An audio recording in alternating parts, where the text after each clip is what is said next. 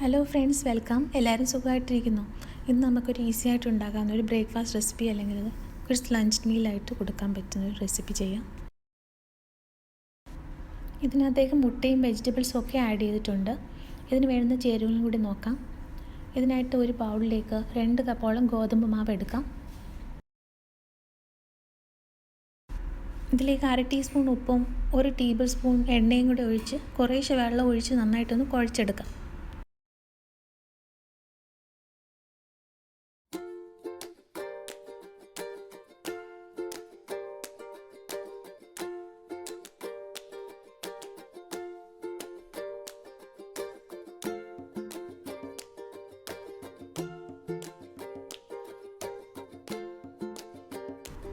ഈ കുഴച്ചെടുത്ത മാവ് റെസ്റ്റ് ചെയ്യാനായിട്ട് 10 മിനിറ്റ് നേരത്തേക്കൊന്ന് അടച്ച് മാറ്റി വയ്ക്കാം.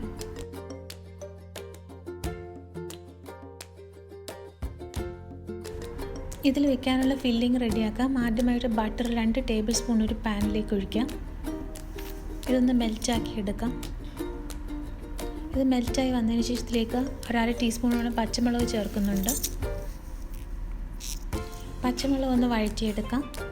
അതിനുശേഷം ഇതിലേക്ക് 1/2 ടേബിൾ സ്പൂൺ സവാള ചെറുതാക്കി അരിഞ്ഞതിടാം. ഇനി ഇതിലേക്ക് ചെറുതാക്കി അരിഞ്ഞിരിക്കുന്ന പൊട്ടറ്റോ ചേർക്കാം. പൊട്ടറ്റോ ഒന്ന് വഴണ്ട് വരട്ടെ.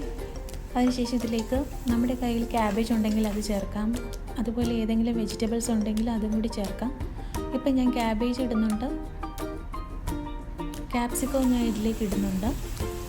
ക്യാരറ്റ് വേണമെങ്കിൽ ഇടാം. ഇനി ഇതൊന്ന് മൂടി വെച്ച് വേവിക്കാം.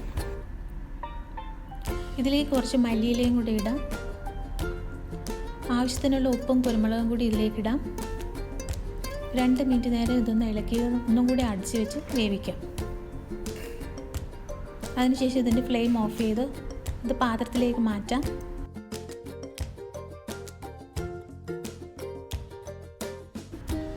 ഇനി ഇതേ പാനിലേക്ക് 1 ടേബിൾ സ്പൂൺ എണ്ണ ഒഴിക്കാം.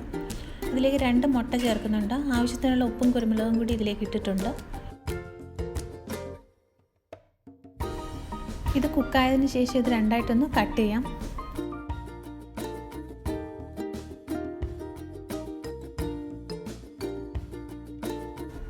ഇനി കുഴിച്ച് വെച്ചിരിക്കുന്ന ഈ ചപ്പാത്തി മാവ് നന്നായിട്ടൊന്ന് കനം കുറച്ച് പരത്തിയെടുക്കാം. 2 ഞാൻ നന്നായിട്ട് പരത്തിയെടുക്കുന്നുണ്ട്.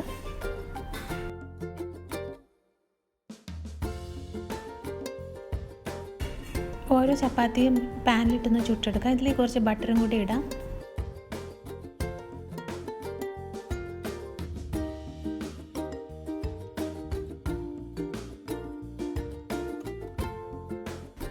രണ്ട് ചപ്പാത്തി ചുട്ടെടുത്തിട്ടുണ്ട്. ഇതിലേക്ക് നമുക്കിനി എഗ്ഗും വെജിറ്റബിളും കൂടി വയ്ക്കാം. ഹാഫായിട്ട് കട്ട് ചെയ്തിരിക്കുന്ന ആ എഗ്ഗ് പീസ് ആദ്യമേ വയ്ക്കുന്നുണ്ട്. അതിൻ്റെ മേലെ കുറേ വെജിറ്റബിൾസും കൂടി നമുക്ക് ആഡ് ചെയ്യാം.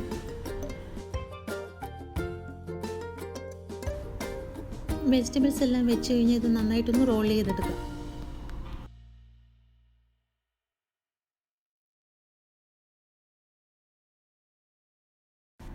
ഇനി വേറൊരു ചപ്പാത്തി ഇത് കണക്ക് എഗ്ഗും വെജിറ്റബിളും ഇട്ട് ഞാൻ റോൾ ചെയ്തെടുക്കുന്നുണ്ട്. ഇത് കുട്ടികൾക്ക് സ്കൂളിൽ കൊടുത്തുവിടാൻ പറ്റുന്ന ഒരു റെസിപ്പി. അവർക്കൊക്കെ ഇത് വളരെ ഇഷ്ടപ്പെടും. ഇതെല്ലാവരും വീട്ടിലൊന്ന് ട്രൈ ചെയ്ത് നോക്കണം. വെജിറ്റബിൾസൊക്കെ കഴിക്കാൻ മടിയുള്ളവർക്ക് ഈ രീതിയിൽ ഉണ്ടാക്കി കൊടുത്താൽ അവർ കഴിക്കും.